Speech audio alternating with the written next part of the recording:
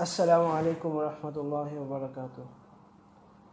نحمده ونصلی علی رسولہ الکریم، اما بعد فاعوذ باللہ من الشیطان الرجیم، بسم اللہ الرحمن الرحیم۔ آج کی اس تیسری کلاس کے اندر آپ سب کو خوش آمدید کہا جاتا ہے۔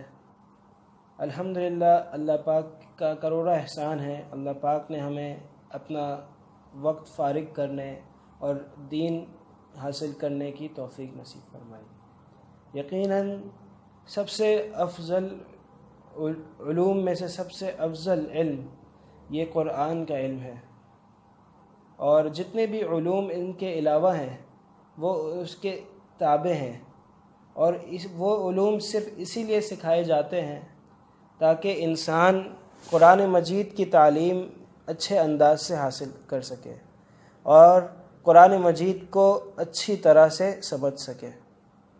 یہی اس کا بنیادی مقصد ہوتا ہے، یہی ان تمام علوم کی بنیاد ہوتی ہیں، اور بالآخر ہر انسان نے اسی کی طرف آنا ہے۔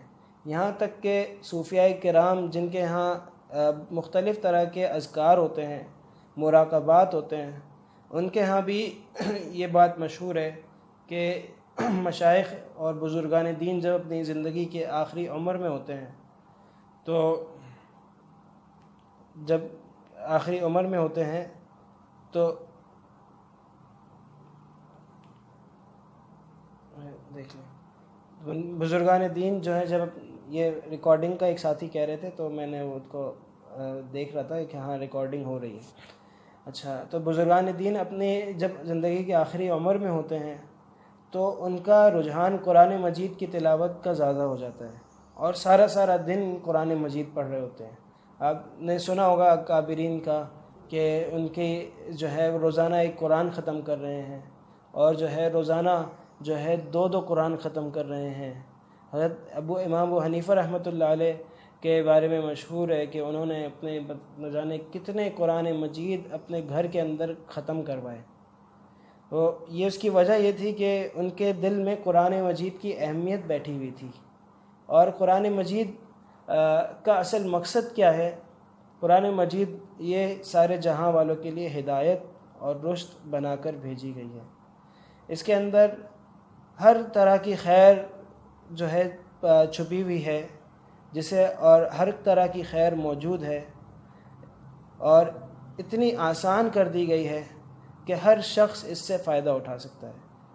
ان فی ذلک لذکری لمن کان لہ قلب والقی السمع وہو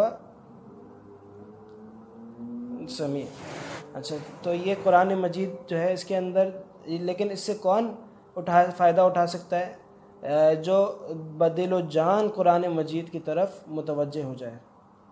لہٰذا ہم اس بات کی کوشش کریں گے کہ قرآن مجید کو ہم زیادہ سے زیادہ سمجھنے والے ہوں۔ ہم نے جس سورت کا انتخاب کیا ہے وہ سورہ عنکبوت ہے۔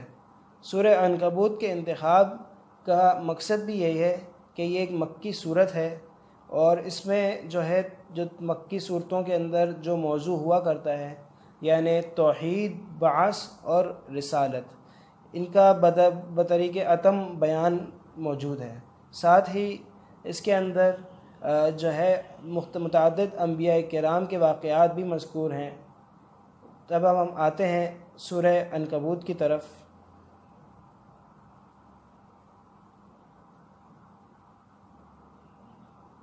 جی،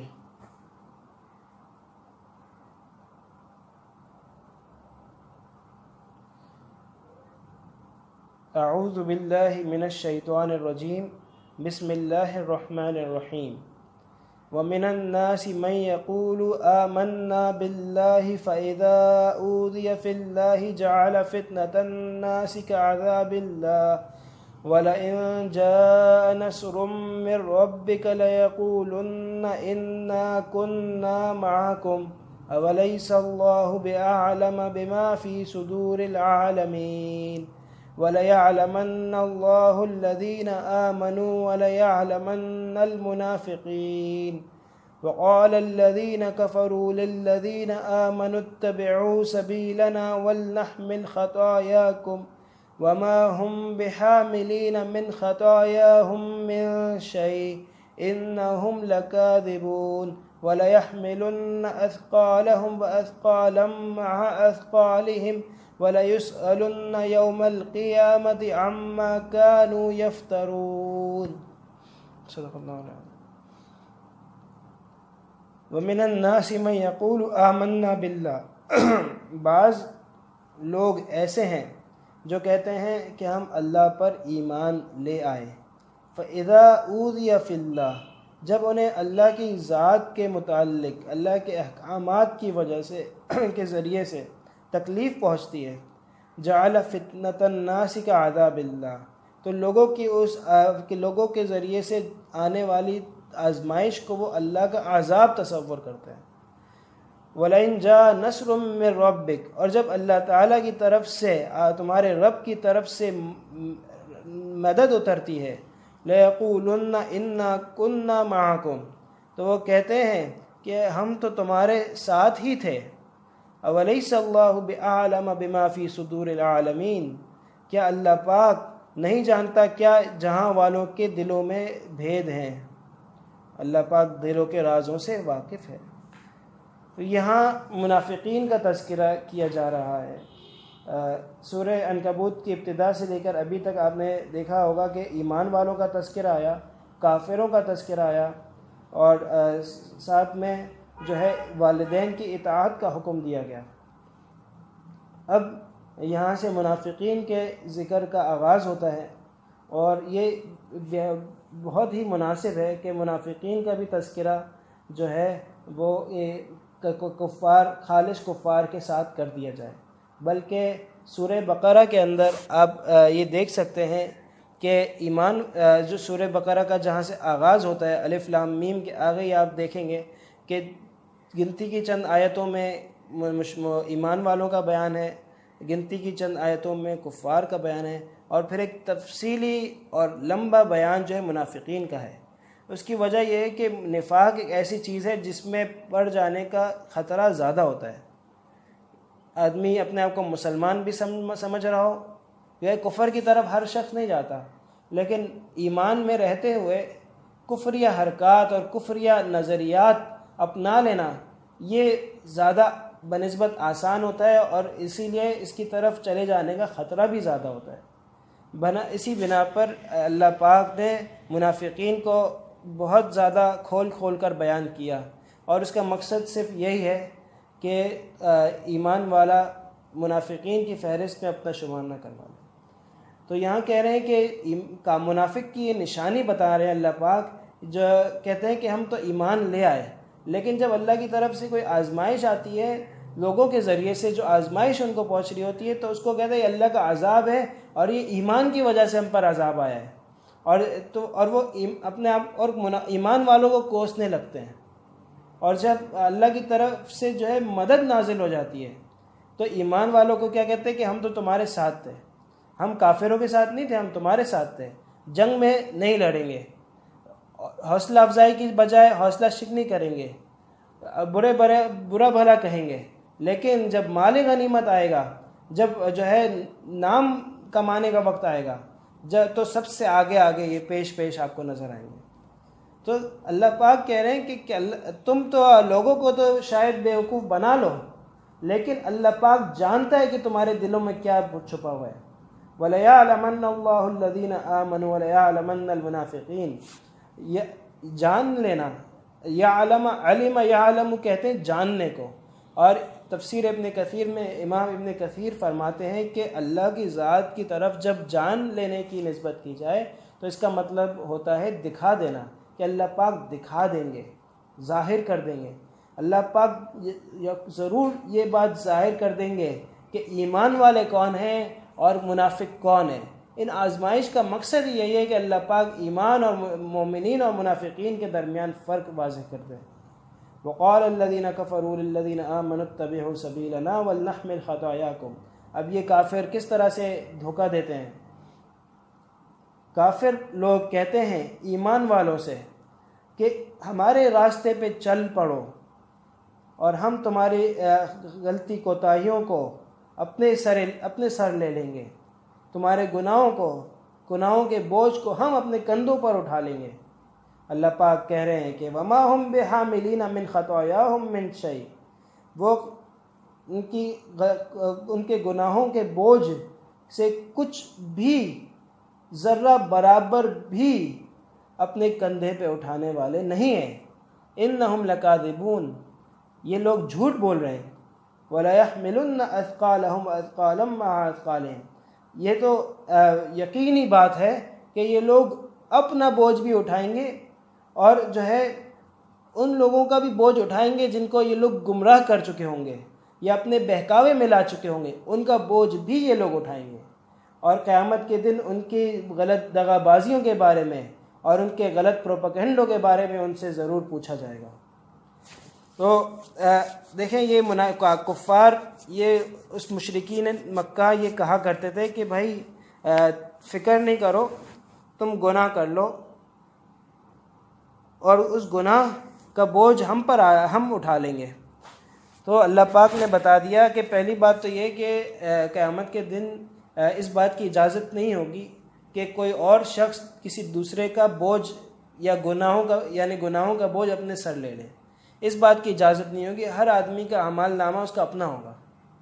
ہاں، اگر کسی نے کسی کو گناہ کی طرف دعوت دی اور اس کے بہکاوے میں آ کر اس شخص نے گناہ کر لیا تو اس بہکاوے میں لانے والے شخص پر دوہرا گناہ ہوگا۔ اس کو اس کے اپنے گناہ اس کے اوپر ہوں گے، لیکن جس نے بہکاوے میں آ کر کسی کام کو اپنایا اس کا گناہ بھی بہکانے والے پر بھی ہوگا۔ بہکانے والے پر اپنے گناہ ہوں گے، بہکانے والے پر بہکانے کا گناہ بھی ہوگا، اور بہکاوے میں آ کر جس شخص نے جو گناہ کیا وہ گناہ بھی بہکانے والے پر ہوگا۔ آپ اندازہ لگائیں کہ کتنی سخت اور خطرناک بات ہے۔ وہ اللہ پاک سے ہم سب کو ڈرنا چاہیے کہ یہ قیامت کے اندر کیا ہوگا، اور ہمیں اس بات سے بھی ڈرنا چاہیے کہ ہمارے ذریعے سے کوئی گناہ عام نہ ہو جائے۔ کہتے ہیں کہ مکہ مکرمہ ہی کے اندر 2 شخص گزرے ہیں، حابیل اور قابیل۔ حابیل اور قابیل یہ حضرت آدم علیہ السلام کی اولاد میں سے تھے۔ حابیل نیک تھا، قابیل تھوڑا سا سخت سا تھا۔ تو ہوا یہ واقعہ شاید سنا بھی ہو آپ لوگوں نے۔ تو دونوں کو اس دور میں جو ہے ہوتا یہ تھا کہ ایک ہی جو ہے بطن سے 2 بچے پیدا ہوتے تھے، ایک لڑکا اور ایک لڑکی، اور پھر جو ہے دوسرے بطن سے دوسرے لڑکا اور لڑکی پیدا ہوتے تھے۔ ویسے ہمارے ہاں ایک ہی ماں باپ کے اولاد کا آپس کا نکاح درست نہیں ہوتا، لیکن اس شریعت میں جو ہے ایک ہی ماں باپ کی آپس کی اولاد کا نکاح درست ہوتا تھا، البتہ ایک ہی بطن سے ہونے والی اولاد کا نکاح درست نہ تھا۔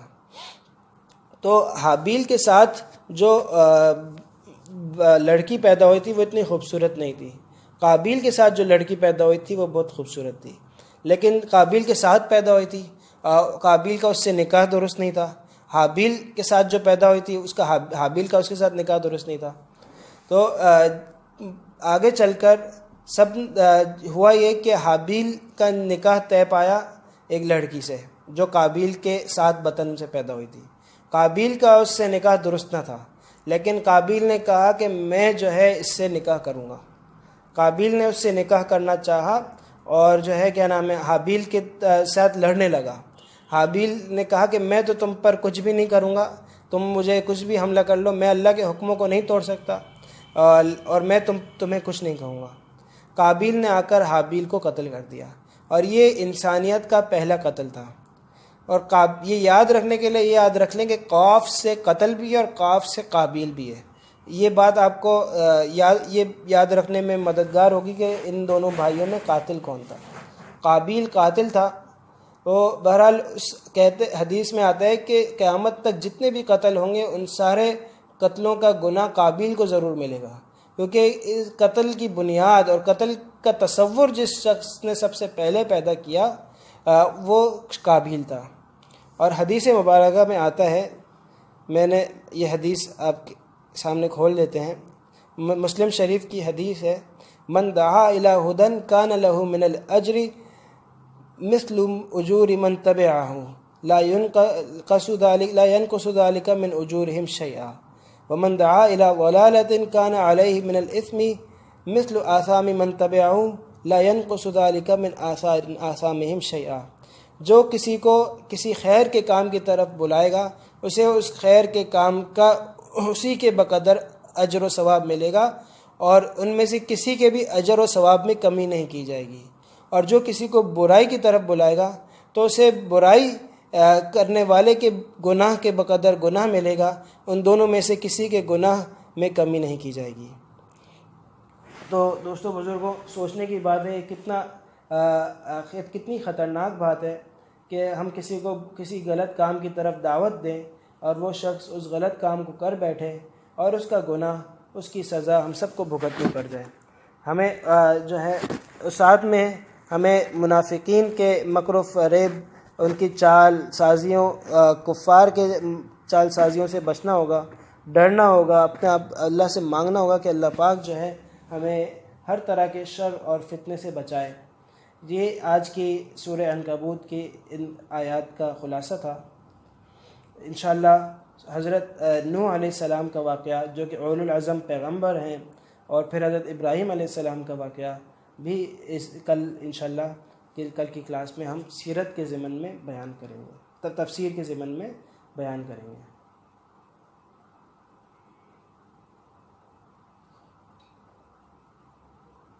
اب ہم آتے ہیں تفسیر کی سیرت کی کلاس کی طرف۔ تو انشاءاللہ آج کی کلاس کے اندر ہم بیان کریں گے حضرت حضور صلی اللہ علیہ وسلم کا حضرت حلیمہ سعدیہ رضی اللہ عنہا کے پاس چلے جانا۔ 570 اور زیادہ راجع 571 عیسوی کے اندر حضور صلی اللہ علیہ وسلم کی ولادت ہوئی۔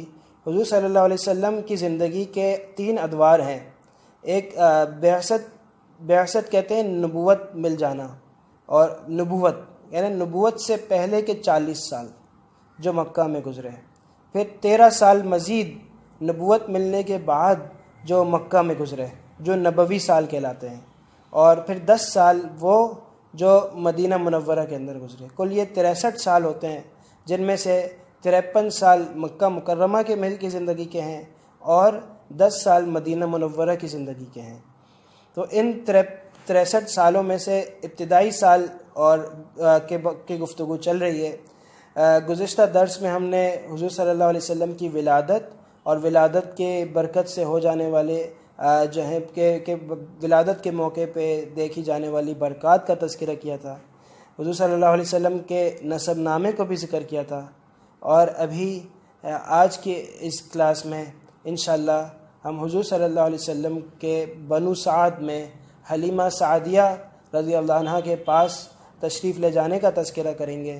حضور صلی اللہ علیہ وسلم نے کل 3 عورتوں کا دودھ پیا تھا، اور ایک زاد المعاد میں ابن القیم رحمۃ اللہ علیہ کے بقول 4 عورتوں کا دودھ پیا تھا۔ ایک عورت وہ تھی جن سے 1 مرتبہ دودھ پیا تھا، اور حلیمہ سعدیہ کے ہاں ہی وہاں دودھ پیا تھا، تو وہ اگر اس کو بھی شمار کرتے ہیں تو کل 4 عورتیں ہو جاتی ہیں۔ بہرحال زیادہ مشہور 3 ہیں، اور ان 3 خواتین کا نام کیا ہے؟ بی بی آمنہ جو حضور صلی اللہ علیہ وسلم کی والدہ محترمہ تھیں، اور سویبہ جو ابو لہب کی لونڈی تھیں، باندھی تھیں، اور حلیمہ سعدیہ۔ حلیمہ سعدیہ کا قصہ کچھ اس طرح ہے کہ طائف کے اندر جو ابھی مکہ ہی سعودی عرب میں ہی آتا ہے، مکہ سے زیادہ دور نہیں ہے، بلکہ گاڑیاں بھی مکہ سے طائف کی طرف جاتی ہیں، اور وہاں پر ایک ہل بھی موجود ہے جہاں سے معتمرین جو ہے عمرے کے لیے احرام باندھتے ہیں اور طواف کے لیے تشریف لاتے ہیں، عمرے کے لیے تشریف لاتے ہیں۔ تو طائف میں ایک قبیلہ آباد تھا بنو سعد۔ بنو سعد کے اندر حلیمہ سعدیہ تھی، ان کے شوہر تھے جن کا لقب ابو کبشہ تھا۔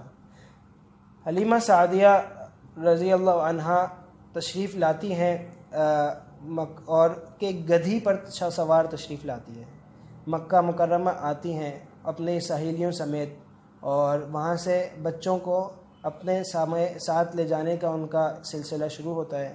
یہ بات سمجھ لی جائے کہ آخر کار یہ کیا وجہ ہے، کیا وجہ تھی کہ بچوں کو اپنے ماں باپ سے دور گاؤں دیہات میں لے جایا جاتا تھا۔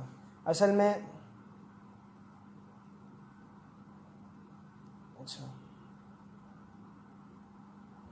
میں بات یہ ہے کہ بنو سعد کے اندر جو ہے اصل میں بات یہ ہے کہ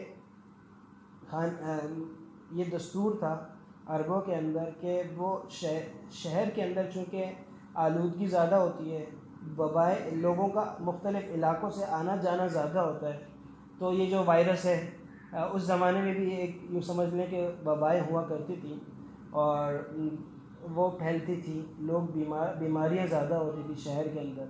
اب جو بھی اس کی وجوہات ہوں، لیکن اس زمانے میں جو ہے بیماریاں زیادہ ہوتی تھیں اور شہروں کے اندر، اور گاؤں دیہات کے اندر جو ہے تازہ آب و ہوا کے اندر آدمی اچھی پرورش پا لیتا تھا۔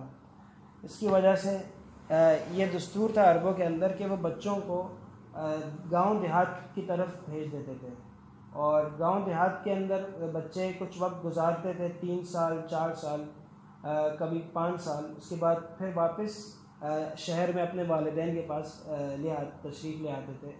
اس کا مقصد صرف یہ ہوتا تھا کہ بچے جو ہیں زیادہ جو ہے اچھی نشو و نما پالے، ان کا بچپن کے اندر ان کی غذائیت اچھی ہو، تاکہ آگے چل کے وہ اچھے انداز سے جو ہے اپنی زندگی بسر کر سکے۔ تو خلاصہ کرام یہ کہ حلیمہ سعدیہ اپنے سہیلیوں سمیت جو ہے مکہ مکرمہ تشریف لائیں، اور آپ کو یہ علم ہوگا کہ حضور صلی اللہ علیہ وسلم جب 2 ماہ کے تھے، بطن میں تھے، اپنے ماں کے پیٹ میں تھے، تو حضور صلی اللہ علیہ وسلم کے والد عبداللہ کا انتقال ہو چکا تھا۔ تو یہ مختلف داعیوں نے حضور صلی اللہ علیہ وسلم کو دیکھا، لیکن حضور صلی اللہ علیہ وسلم کو کسی بھی داعی نے قبول نہیں کیا، اور اس کی وجہ یہ تھی کہ ان کے ذہن میں تھا کہ یہ یتیم ہے، اور جب یہ یتیم ہے تو جب ان کو واپس لایا جائے گا اپنے تربیت کے بعد، تو ان کے والد کی طرف سے ہمیں کچھ خاص انعامات جو ہے اور ہدایہ ملنے کا امکان نہیں ہے۔ سب نے ان کو، کسی نے بھی حضور صلی اللہ علیہ وسلم کو نہیں لیا، لیکن جب جانے کا وقت ہوا، دوبارہ اپنے قبیلے میں لوٹنے کا، اپنے گاؤں لوٹنے کا وقت ہوا، تو سب دائیوں کے پاس کوئی نہ کوئی بچہ موجود تھا، لیکن حلیمہ سعدیہ کے پاس کوئی بچہ نہ تھا۔ حلیمہ سعدیہ خود فرماتی ہیں تو کہ میں پریشان ہو گئی، کہ میں نے بولا کہ ہمیں تو بچہ لینا ہی ہے، ہم ایسے نہیں جا سکتے۔ میں نے اپنے شوہر سے مشورہ کیا، میرے شوہر نے کہا کہ آپ ان کو لے لیں، اللہ نے انشاءاللہ انہی میں ہمارے لیے برکت رکھی ہوگی۔ تو حضرت حلیمہ سعدیہ رضی اللہ عنہا نے حضور صلی اللہ علیہ وسلم کو اپنی گود لے لیا اور اپنے ساتھ لے کر روانہ ہو گئے۔ حلیمہ سعدیہ رضی اللہ عنہا کے پاس ایک اونٹنی تھی اور ایک گدھی تھی، وہ ایک گدھی تھی جس پر وہ سوار تھی۔ تو ہوا یہ کہ جس گدھی، خود بیان کرتی ہیں کہ میں پہلے جب اس گدھی پر آ رہی تھی تو بہت زیادہ سست، یہ کاہل یہ گدھی تھی، اور جو ہے کیا نام کہ اس کی وجہ سے سفر کرنا دشوار تھا۔ مجھے اکثر میری سہیلیاں کوس رہی ہوتی تھیں کہ بھائی کیا کر رہی ہو، کیا کر رہی ہو، اور ان کو میری وجہ سے پیچھے رہ جانا پڑتا تھا۔ لیکن یہ وہی سفر تھا، ایک آنے کا سفر تھا طائف سے مکہ کا، اور ایک مکہ سے دوبارہ طائف اپنے گاؤں لوٹنے کا سفر تھا۔ فرق یہ تھا کہ جب آ رہی تھیں تو آمنہ کا لال، فخر کائنات جناب رسول کریم صلی اللہ علیہ وسلم ساتھ نہ تھے، جب جا رہی تھیں تو اتنی کائنات کے دولہے کو اپنے ساتھ لے کر جا رہی تھی۔ تو اور وہ بابرکت ہستی، بچپن سے بابرکت، پیدائش سے بابرکت، پیدا ہوئے تو اپنی والدہ کو کوئی تکلیف نہ پہنچی، اور تو جو ان کی دائیاں ہیں وہ ان کی برکات سے کیسے محروم ہو سکتی تھی۔ ان کی گدھی سب سے زیادہ تیز چلنے لگی، اور جب وہ حضور صلی اللہ علیہ وسلم کو لے کر بیٹھی، حضرت آمنہ حلیمہ سعدیہ فرماتی ہیں کہ میں فقر و فاقے کی وجہ سے میرے تھن سے مجھ سے دودھ آنا بند ہو گیا تھا، اور میں اپنے جو ہے بچوں کو بھی دودھ نہیں پلا سک رہی تھی، لیکن میرے بچے بلا رہے تھے، لیکن حضور صلی اللہ علیہ وسلم کے آنے کی وجہ سے جو ہے میرے جو ہے تنوں میں بھی میرے جو ہے میرے پاس بھی میرے اندر بھی دودھ آ گیا۔ تو بہرحال جس سے حضور صلی اللہ علیہ وسلم نے بھی سیر ہو کے دودھ نوش فرمایا، حضور اور حلیمہ سعدیہ کے دوسرے بچوں نے بھی سیر ہو کے دودھ نوش فرمایا۔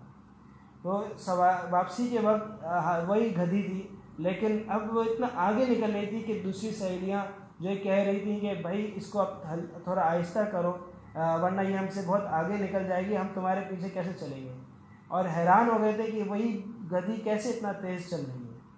تو اور اس کی وجہ آپ کو پتہ ہے کہ وہی ہمارے حضور صلی اللہ علیہ وسلم کی برکات تھی۔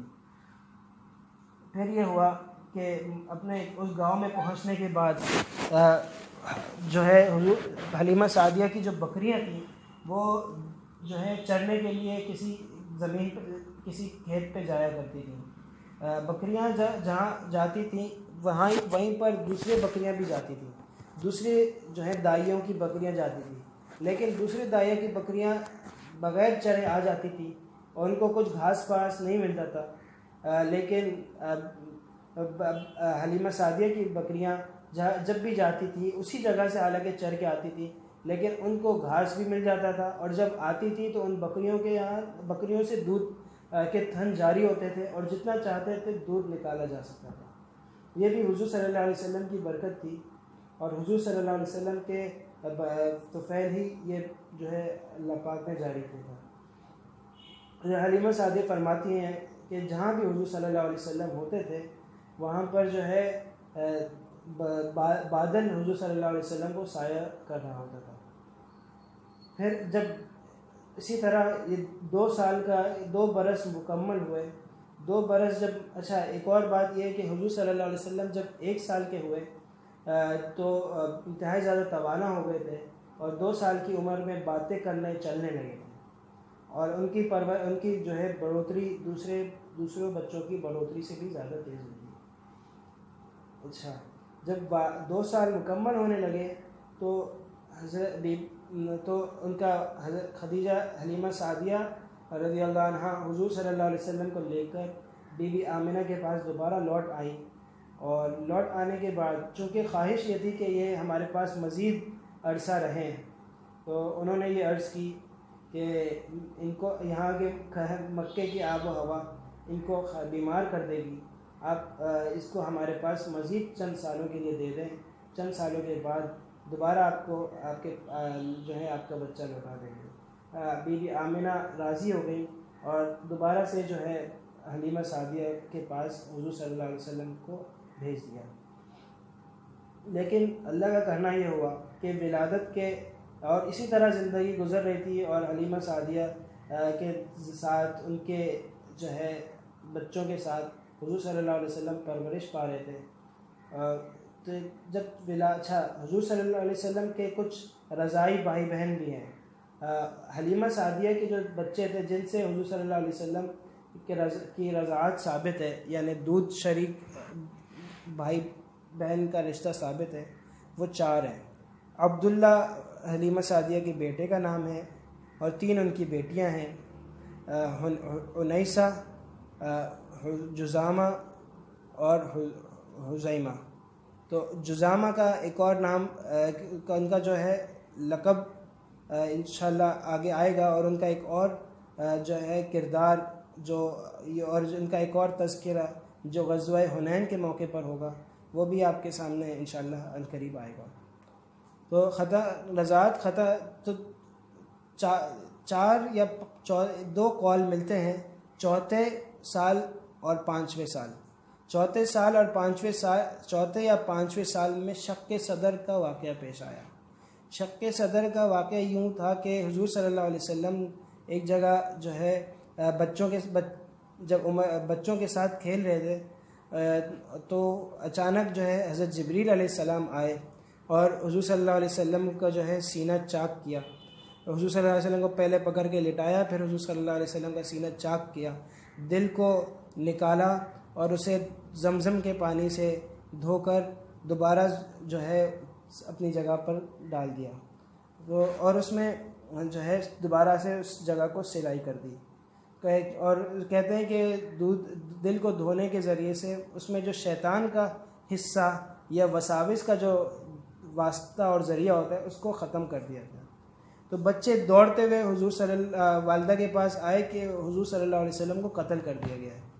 جب آ کر دیکھا تو حضور صلی اللہ علیہ وسلم اپنی حالت میں ہی تھے, البتہ حضور صلی اللہ علیہ وسلم کا رنگ اترا ہوا تھا اور حضور صلی اللہ علیہ وسلم کے جسم پر اس کے نشانات موجود تھے, سلائی کے نشانات موجود تھے.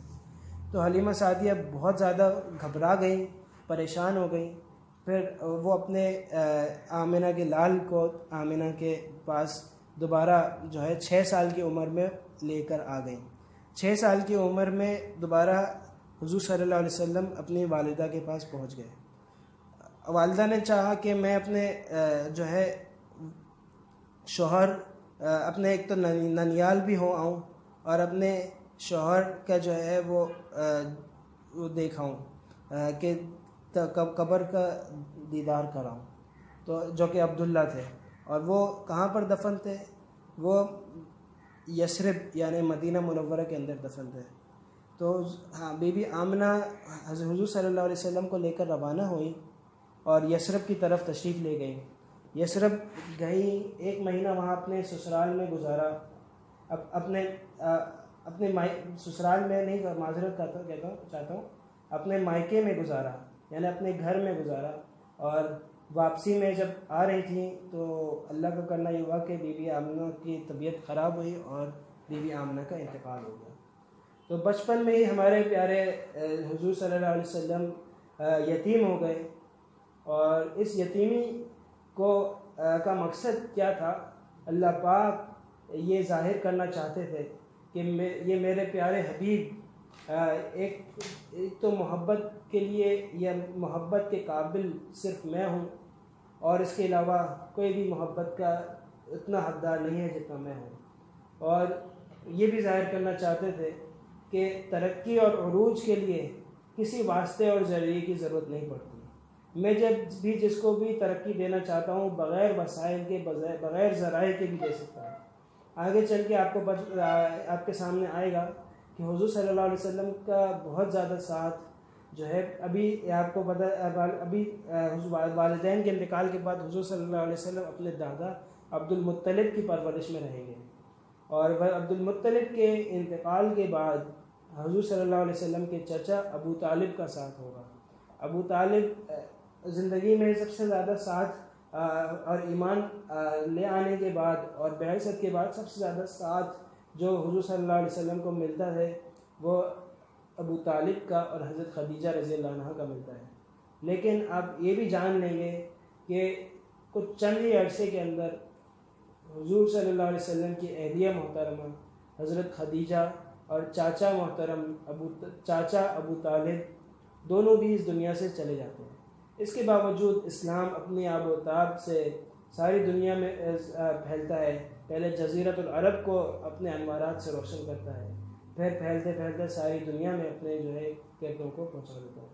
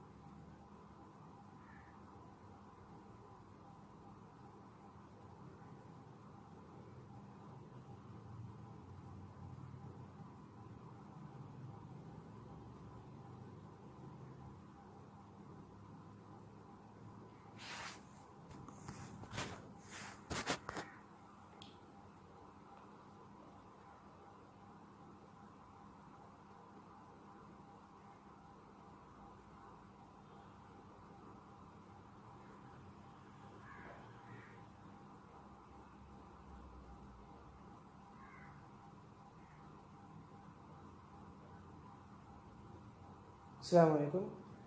یہ وہ ہوتا ہے کہ 40 منٹ کا ٹائم ملتا ہے ہمیں. ہم 40 منٹ سے تجاوز کر چکے تھے، جس کی وجہ سے یہ ہماری کلاس جو ہے منقطع ہو گئی. کوشش کریں گے کہ یہ 40 منٹ میں ہی ہو جائے پورا، ورنہ پھر یہی ہوگا کہ ایک بار یہ منقطع ہوا کرے گی، پھر دوبارہ سے اس کو شروع کھولنا پڑے گا. بہرحال یہ ایک جو ہے اس کے اندر پیکیج اسی طرح کا ہے، بیسک پیکیج جو ہے وہ. اچھا، تو عرض یہ ہے کہ الحمدللہ یہاں تک ہم نے پڑھ لیا. حضور صلی اللہ علیہ وسلم کی ولادت باسعادت، پھر حضور صلی اللہ علیہ وسلم کی ولادت کی برکات، پھر بی بی آمنہ کے حلیمہ سعدیہ کے پاس حضور صلی اللہ علیہ وسلم کی کا جو ہے اپنی زندگی کے 6 سال گزارنا، اپنی زندگی کے 6 سال حلیمہ سعدیہ کے پاس گزارنا، اور اس کے بعد جو ہے واپسی میں ایک اور جدائی کا داغ اپنے سینے پہ جو ہے سمو لینا. جب حضور صلی اللہ علیہ وسلم کی والدہ کا انتقال ہوا تو حضور صلی اللہ علیہ وسلم مدینہ سے مکہ کی طرف راستے میں تھے. ابوا مقام پر جو ہے حضور صلی اللہ علیہ وسلم کی والدہ کا انتقال ہوا، اور وہ جگہ دیکھی بھی جا سکتی ہے، اور آقا نے جا کے وہ جگہ دیکھی بھی ہے الحمدللہ. اور وہ ابوا مقام مدینہ منورہ کے قریب ہے، وہ جگہ بھی دیکھی جا سکتی ہے جہاں حضور صلی اللہ علیہ وسلم کی والدہ محترمہ کو جو ہے دفنایا گیا. اور کہتے ہیں کہ بعد میں ان کی قبر کو وہاں سے لے جا کر جنت البقیع میں دفن کر، ان کی لاش ان کو لے جا کر وہاں سے جنت البقیع میں دفن کر دیا گیا. یہ بات بھی مشہور ہے کہ بہرحال ایسا عبداللہ کو اور حلیمہ اور بی بی آمنہ دونوں کو لے جا کر جنت البقیع میں دفن کر دیا گیا.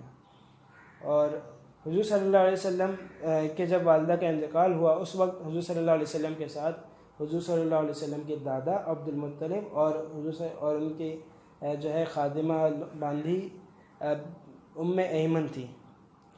ام ایمن نے حضور صلی اللہ علیہ وسلم کو سنبھالا اور پکڑا تھاما. حضور صلی اللہ علیہ وسلم کو تھوڑا آگے لے کے جاتی تھی تو حضور صلی اللہ علیہ وسلم بولتے تھے مجھے میری امی کے پاس لے کے جاؤ، مجھے امی کے پاس جانا ہے، امی امی امی. وہ اس کا عمر بھی زیادہ نہ تھی اس وقت، جو ہے امی کے یاد میں حضور صلی اللہ علیہ وسلم کو بہت زیادہ صدمہ بھی ہوا، لیکن یہ جدائی تھی جسے برداشت کرنا پڑا. پھر اپنے دادا کے سائے شفقت میں حضور صلی اللہ علیہ وسلم پلے بڑے ہوئے. کچھ سال ہی گزرے، بلکہ جب 8 سال 2 مہینے کے حضور صلی اللہ علیہ وسلم ہوئے تو اب دادا کا بھی انتقال ہو گیا. دادا کے ساتھ زندگی کیسی گزری انشاءاللہ، اور پھر چچا کے ساتھ کیسی گزری، ایمان کب آیا، شام کا سفر، انشاءاللہ یہ ساری باتیں اللہ نے چاہا تو ہم کل کی کلاس میں پڑھیں گے. ساتھیوں سے گزارش ہے کہ کل جو ہے بوقت تشریف لائیں. 4 بج کے فکسڈ 3:55 پہ ہم لنک سینڈ کریں گے. 4 بجے فکس کلاس شروع ہو جائے اور 40 پہ اختتام ہو. یہ ہماری انشاءاللہ کل سے کوشش رہے گی. آج کلاس شروع ہونے میں دیر ہو گئی، اس کی وجہ سے کلاس تھوڑی سی بیچ میں منقطع بھی ہوئی. تو انشاءاللہ کل سے وقت پہ انشاءاللہ اپنی کلاس کو لے کے چلیں گے. تب تک کے لیے گزارش ہے کہ حضور صلی اللہ علیہ وسلم کی سیرت کا مطالعہ اپنے طور پر بھی کریں.